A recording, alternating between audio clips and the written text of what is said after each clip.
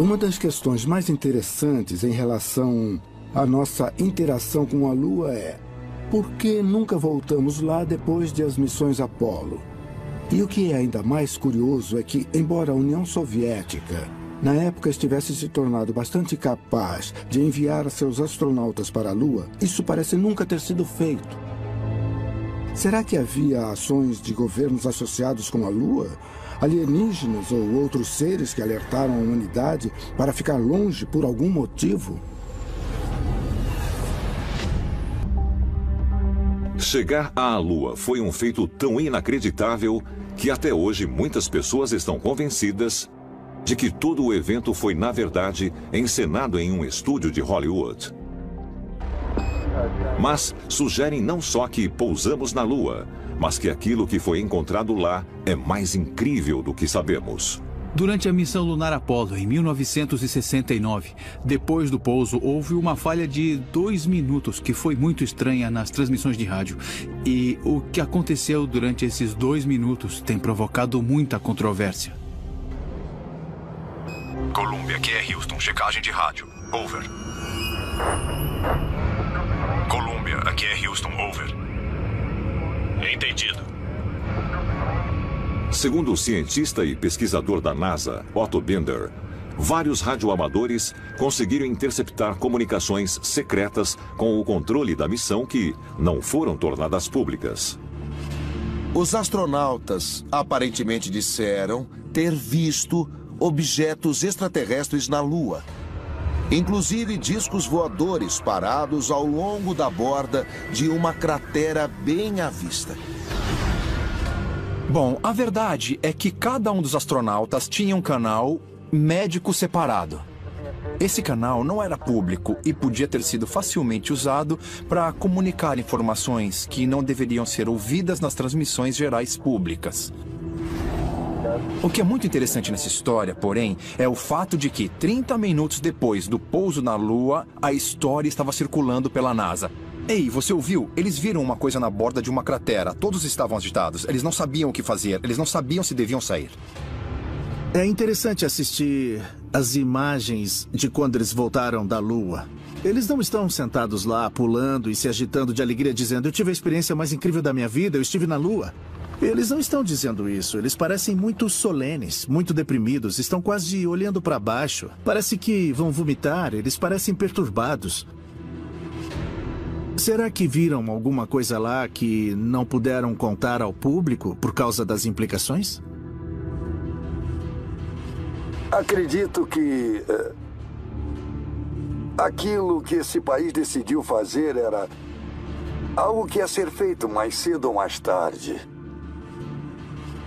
Descobrimos pela primeira vez que o homem tem a flexibilidade ou a opção de caminhar aqui neste planeta ou em algum outro.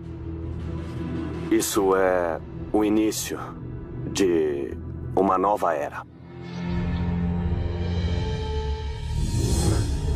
Depois da Apollo 11, a NASA enviou mais 6 missões tripuladas até a Lua, terminando com a Apollo 17 em 1972.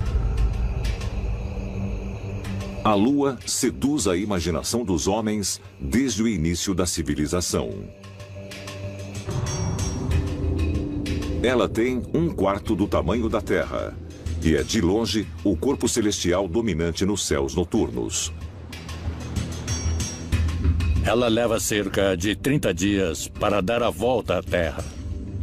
A Lua brilha, mas não por causa de alguma propriedade da própria Lua. Ela reflete os raios do Sol e isso a faz brilhar.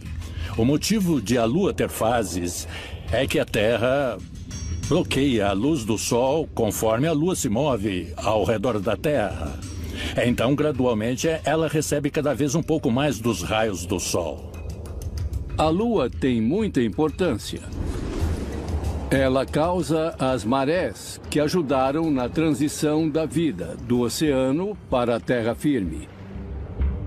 Ela também estabiliza a inclinação da Terra em relação à sua órbita. Sem a Lua, as influências gravitacionais poderiam fazer os polos dos planetas oscilarem de um lado para o outro, como um marinheiro bêbado. A Terra teria sido um lugar muito mais caótico para que a vida, em especial para que a vida avançada se desenvolvesse se não fosse pela Lua. Embora a Lua seja muito importante para o surgimento da vida na Terra, esse corpo celestial é inabitável. Não há oxigênio respirável. E as temperaturas na superfície chegam a extremos que vão desde 120 graus quando voltada para o Sol, até 158 graus negativos na sombra. É um ambiente muito sério porque não tem oxigênio. Então os astronautas que estavam na Lua tinham de estar completamente selados. A gravidade da superfície, que é o que realmente conta se você for até lá, é de 1/6 da gravidade da Terra. E é por isso que quando se vê aquelas imagens granuladas dos primeiros astronautas, eles parecem estar pulando e a Lua não tem nenhuma atmosfera. Os astronautas, quando chegaram à Lua, de repente puderam olhar para o mundo em que cresceram, a Terra, de um lugar diferente. Eles puderam ver toda a humanidade em sua pequeneza no universo. E isso teve mesmo um efeito muito profundo nos astronautas. É possível que os astronautas norte-americanos não estivessem sozinhos na Lua? Foi por isso que nunca voltamos depois da Apollo 17? Os seres humanos são fascinados pela Lua desde o surgimento do homem. E embora muitas teorias tenham sido propostas, os cientistas não podem dizer com certeza absoluta como esse objeto celestial se formou. Há algumas pessoas que pensam que, com o incidente em Roswell, o governo americano estabeleceu comunicação com seres extraterrestres. Há alguns que pensam que só estabelecemos tal contato após as missões Apollo. E há outras pessoas que pensam que não temos nenhum contato direto com espécies extraterrestres. Minha crença pessoal é de que em algum ponto do caminho a NASA teve uma linha direta com os ETs. Mas se a NASA possuía evidências de vida extraterrestres, o que ela está escondendo? Parece que tem um objeto bem na sua frente, Mark. Pode dar uma olhada lá? Parece que está na direção de 10, 11 horas.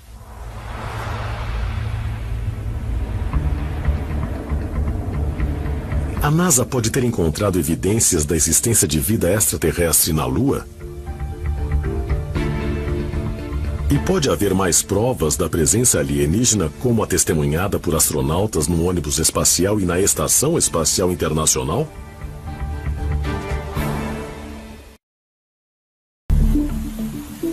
29 de julho de 1958.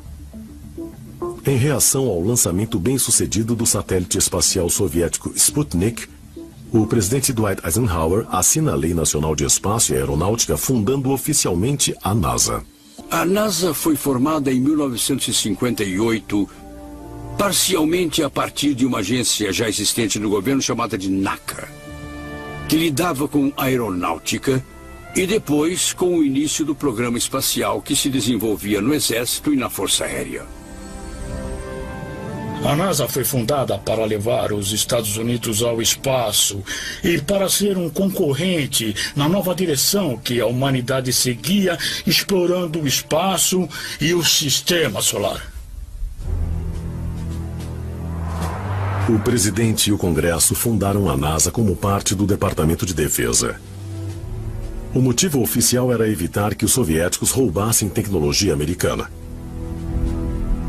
Mas alguns acreditam que o verdadeiro motivo para essa confidencialidade não era esconder informação dos soviéticos, mas esconder o segredo do público americano. Muitas pessoas têm a ideia de que a NASA é uma agência civil de ciência, mas ela não é. A lei do Congresso que a criou diz que tudo o que eles descobrirem é sujeito a sigilo e deve ser mantido em segredo e longe do povo americano. O relatório Brookings, que foi comissionado pela NASA logo depois da própria NASA ser criada, foi criado essencialmente para decidir o que a NASA deveria fazer se eles fizessem mesmo algum tipo de contato extraterrestre. Se encontrassem artefatos na Lua ou em Marte, ou se tivessem contato direto com uma inteligência superior, o que deveriam fazer? O relatório Brookings diz especificamente, número 1, não contem a ninguém. Se contar a alguém, você vai acabar destruindo a nossa civilização. Vai nos destruir. Nos últimos anos, oficiais do programa espacial da NASA admitiram manipular registros originais de algumas aterrissagens na Lua e perderem pedras coletadas na superfície lunar. Alguns dizem que fotos que a NASA tirou da Lua e de Marte indicam que eles sabem mais do que nos dizem. Nós vamos ter que nos convencer do fato de que nos contaram a mentira coletiva mais monumental de nossas vidas sobre os grupos não humanos tecnologicamente avançados que fundamentalmente impactam a vida sobre o planeta Terra, e vocês vão achar evidências no lado mais distante da Lua e, sem dúvidas, em Marte também. Toda vez que você olha uma fotografia de uma sonda não tripulada do planeta Marte, há quase sempre uma coisa muito estranha que não pertence ao lugar e que parece estrutural.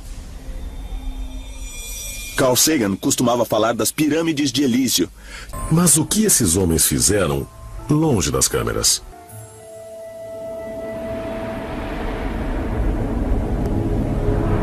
De acordo com registros da NASA, a área da Lua chamada de Mar da Tranquilidade foi escolhida para a primeira aterrissagem por ter uma superfície plana. Mar de Tranquilidade. Mas alguns pesquisadores dizem que esse local foi escolhido porque naquela data as coordenadas se alinhavam diretamente sobre o cinturão de Orion. Eles escolheram os locais de aterrissagem primeiramente, escolhendo uma data específica, uma latitude e uma longitude específica e uma hora específica também. Depois você tinha que voltar a partir daquela posição para criar o que chamam de janela de lançamento. Para os antigos egípcios, aquela constelação era uma corporificação do grande deus Osíris. Sírius era a representação de sua esposa, de sua irmã e de sua consorte Ísis. Juntos, aqueles dois essencialmente comandavam os céus. E a vida do povo egípcio era ditada pela rotação, pelo movimento e pela localização daqueles dois objetos celestiais nos céus. A Apollo 11 aterrissou num dia específico e numa hora específica, quando as 3 estrelas do cinturão de Orion estavam no horizonte. Naquela hora, 33 minutos depois de aterrissar, Buzz Aldrin, o segundo homem a pisar na Lua, um maçom de rito escocês de 33º grau, executou uma cerimônia a bordo do módulo lunar com Neil Armstrong. O que eles fizeram foi versar vinho em cálices, partir um pão e fazer essencialmente o que chamamos de cerimônia de comunhão. O interessante da cerimônia de comunhão é que, apesar de ser católica, ela tem origens num ritual mais profundo e mais antigo, que era uma oferenda ao deus Osíris. Então eles fazem essencialmente uma oferenda a Osíris. Eu acho que é por isso que eles aterrissaram naquela data e horário. Certos rituais têm que ser realizados em certos momentos em que essa conexão com a inteligência não humana pode acontecer. Os sacerdotes de nossos ancestrais, através da tecnologia ou através de certos meios, era a classe de pessoas que faziam contato com essa inteligência não humana.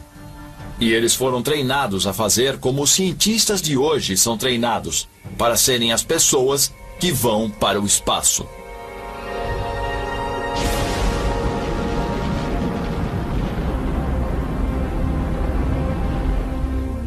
Foram deixados na Lua instrumentos científicos, uma bandeira americana e uma pequena placa comemorativa da missão Apollo 11. Mas outros itens também foram deixados, como uma sacola contendo uma réplica em ouro de um ramo de oliveira e um disco de silicone com mensagens gravadas de paz e boa vontade de 73 líderes mundiais. Por que essas mensagens simbólicas foram mandadas para o espaço? Quem a NASA esperava encontrar na Lua? Quando falamos das missões Apollo na Lua, há uma teoria que sugere que cidades inteiras podem existir no lado negro da Lua. Cidades que a NASA sabia que existiam. Dessas missões teriam sido trazidos à Terra artefatos das ruínas desses antigos locais. É possível que não fossem rochas lunares que eles vieram e trouxeram como amostras, mas talvez tecnologia alienígena. Se extraterrestres estiveram aqui no planeta, e tenho certeza de que sim, é provável que encontremos evidências na Lua. Porque a Lua é o ponto de parada. Você tem uma nave-mãe e precisa pôr combustível. Seja lá o que for, pode ser matéria-prima, podem ser pedras, urânio, pode ser o que for, está na superfície da Lua. Então faria sentido encontrarmos indicações na Lua, indicações tecnológicas de que alguém esteve aqui.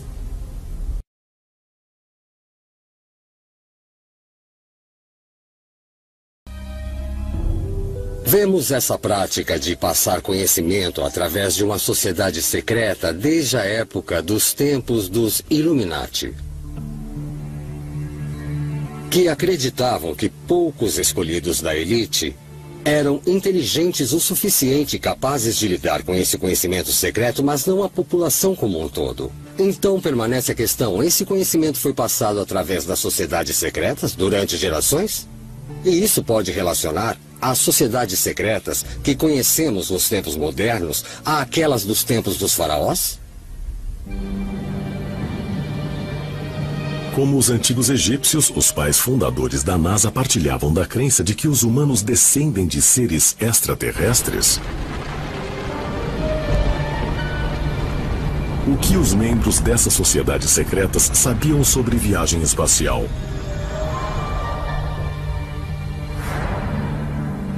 E como os antigos influenciaram seu trabalho?